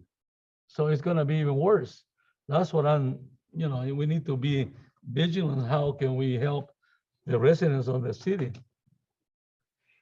Anyway, more questions about this issue? Go. I have a question mainly in regards to the transit recommendation number 5. It's regarding the incentivizing private businesses to offer van pooling services. Throughout my years in Bell Gardens, I do remember that El Tapatio used to offer a similar, van pooling service back in the days. And, I just want to know if they were ever incentivized, or if, how do we approach these private businesses to provide this service? I mean, just based on my experience going to Food for Less, and finding parking there could be quite strenuous. So, my question to staff is, how do we, approach businesses to participate in, a van pooling service? You can do that, Commissioner, through the property management company for each property. I know we've also approached businesses in the past. We had a program advertised where businesses could provide permit parking to people to park within their shopping centers. However, no one took advantage of that. What ended up coming back is that there was a liability concern, that if they did give permits and the residents all of a sudden had an abandoned vehicle that they didn't want to move, that would become an issue. Or if they were vandalized, that the property could be held accountable for it. So that program still exists. Businesses can take advantage of that. We thought it was a good way to make revenue also during the pandemic. So again, that program is in place. If any business wants to go forward and try to do that, with the van pooling, a little different. We can start promoting that if you'd like. We can reach out to businesses about providing these rideshare parking lots. But again, the main issue that comes out of these is the liability, whether the property insurance, covers it or not. Wonderful. Thank you so much. My pleasure. Thank you, Gus. Commissions, any more questions? No more questions. I will entertain a motion to approve a staff recommendation as noted. I guess it will be with some changes, right? Or how do we need to do it? Crisel, you need. Yes, it would be, I guess, approving the recommendation of staff, adopting the resolution and incorporating comments shared by the commission this evening to be included in the plan that will then be presented to City Council on the February 14th meeting. Oh, yes, Something very to that close. effect. That's very close. Perhaps, Grisel, perhaps Lloyd can assist with the wording of the recommendation? No, I like how it was stated. So the person making the motion can say what she said.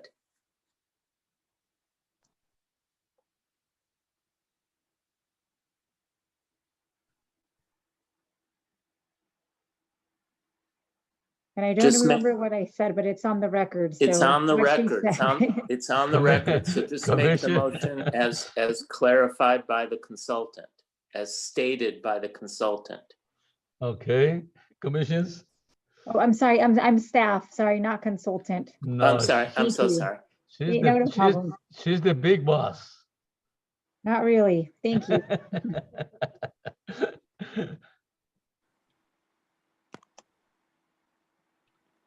Commissions, need a motion? Motion to approve and adopt resolution PC 2022-02 with the recommendations and comments stated by this commission. Need a second? Second. Okay, we have a first and second. Secretary, would you give me a roll call, please? Sure. Commissioner De La Rosa, Yes. Commissioner Flores, Yes. Commissioner Leon, Yes. Vice Chairperson Villalobos, Yes. and Chairperson Rivera. Yes, Motion passes 5-0. thank you. Thank you. Any Have a good public night. comments on non-agenda items?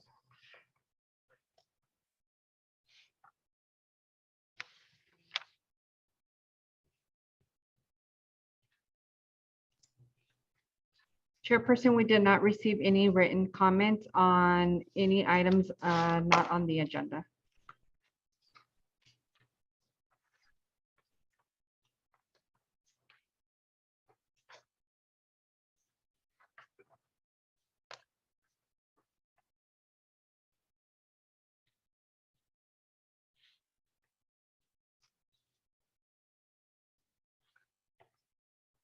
I lost my way. Just give me a second here. There we go.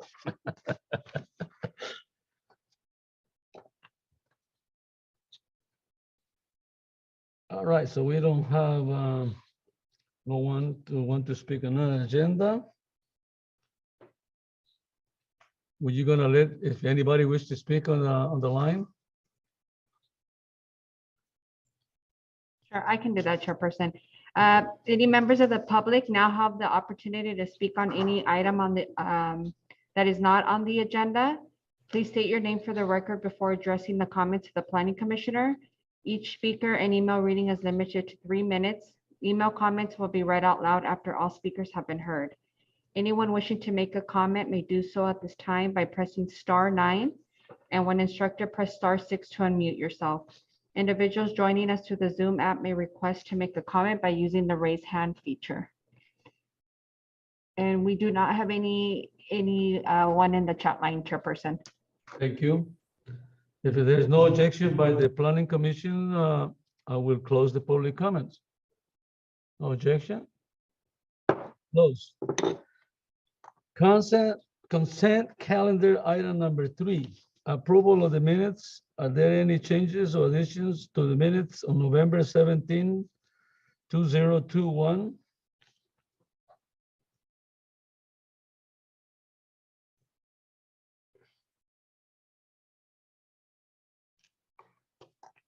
If there's not, I need a motion to approve the minutes and a second.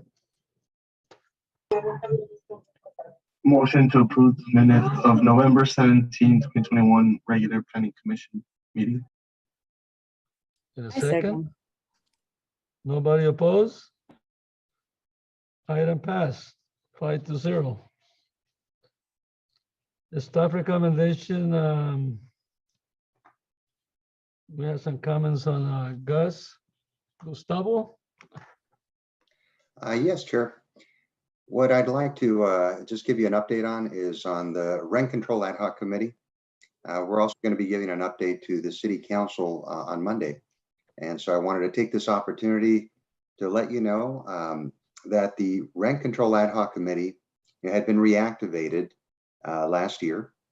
And it had been done or reactivated because there was a group, a nonprofit, that had requested the city to look further into additional tenant protections that they felt weren't covered by current state law. So the committee was reactivated with an additional 2 members. So it's now a 7-member committee.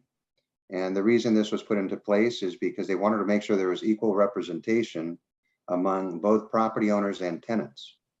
So since the reactivation, the committee has met about 6 times. They've had industry professionals give them information on tenant landlord law.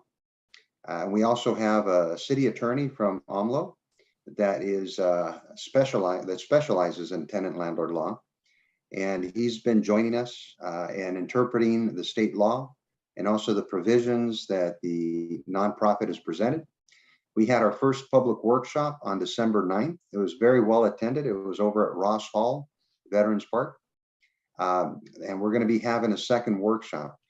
Right now, the committee is looking to wait to get some additional legal resources because we saw that at the first workshop, at the end, there was a lot of requests for legal assistance. So that's not something that we were there to provide, but we want to make sure that the residents have the ability to go to a group like the Legal Aid Foundation of Los Angeles, the Fair Housing Foundation, and a few others that we're going to invite to set up booths at this next workshop. So we'll keep you apprised about that. And again, we feel that there will be something coming forward by the ad hoc committee. And it'll be up to the council to give us direction whether they want to consider a rent control ordinance or not. And if so, how many of the proposed tenant protections are going to be in that ordinance if they decide to go forward with one.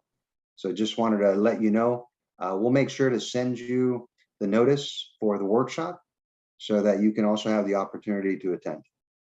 And that's all I have. Thank you. Carmen? You have When any is the comments? second workshop, sorry?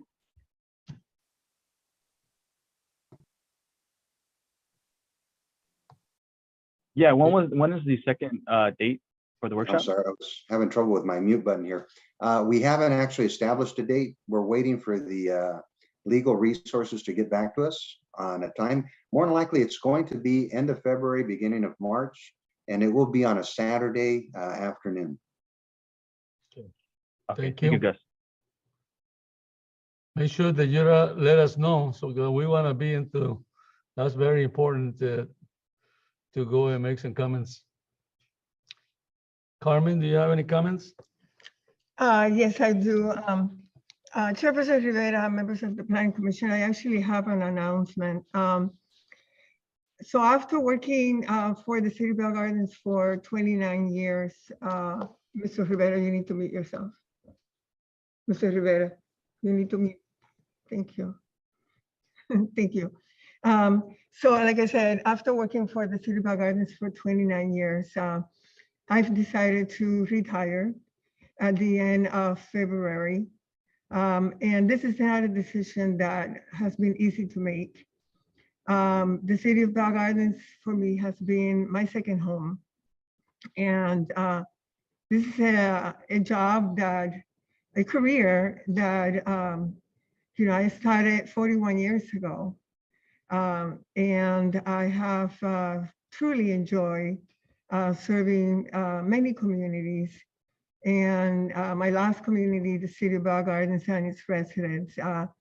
I've had the opportunity to work with many commissioners in the past 29 years, many council members and staff. And like I said, it was a tough decision, even though I'm excited to be able to enjoy some free time, some time with my family. But like I said, it is hard to say goodbye to Bell Gardens and its residents. And the good thing is I was a little sad because I thought this was going to be my last meeting. But Adrian gave me the good news last week that we have one item to present to the Planning Commission next month. So I'll be back next month on February 16th for my last meeting. And I'm really, really crossing my fingers that we can all be in the chamber so I can personally say goodbye to each one of you. And thank you for your service and commitment to the city and its residents. So I greatly appreciate all of you, and I've truly enjoyed working with all of you, and Mr. Rivera the longest. I don't remember, Mr. Rivera, how long you've been in the Planning Commission, but it's been a while. And so I'll see you next month. So this is not goodbye yet. Thank you. Well, this is a tough one because I'm happy for her that she's retired, but I'm not happy for the city. We're losing a real good one, they're hard to replace. I'm telling you, that's gonna be a tough one because she's good. So I don't know if I enjoy it so hard or I cry, one of the two or both. But anyway, I'm glad that she's made a decision. We all worked so long, and I've been retired 3 years, and it's very, very good that she's making a decision and enjoy life more with a lot of time on their hands, and hopefully take a trip. Well, after all this sickness people on the street, I cannot even go out because there's so many, this virus is going crazy, but at least you can relax more. And that's about it. Commissioners, any comments from you? Yes, well, the city is definitely going to be losing, a great contribution to the city, as well as just your kindness, Ms. Morales. I know, not only to myself, to everyone. So well deserved, and wish you luck, the best in your retirement. Very bittersweet news, but at the end of the day, well deserved, and wish you the best. Thank you. Thank you. Yeah, and adding on, thank you to the commission and staff floor for the informative projects and stuff we have upcoming. And also, Carmen, thank you so much for your hard work and time for the city. I know it's a little sad, but trust me, congrats. We hope to see you next month so we can officially say our final goodbye. But congrats once again. Thank you. Thank you, Commissioner. Yeah, Carmen, congratulations, and thank you so much for your time commitment to the city. whoever's coming up has big shoes to fill, and congratulations. Carmen, thank you for all your hard work and for your kindness, and congratulations, and hope you this isn't the last time that we get to see you. Thank you very much. So ladies and gentlemen, we have a month to change your mind. Yes, that's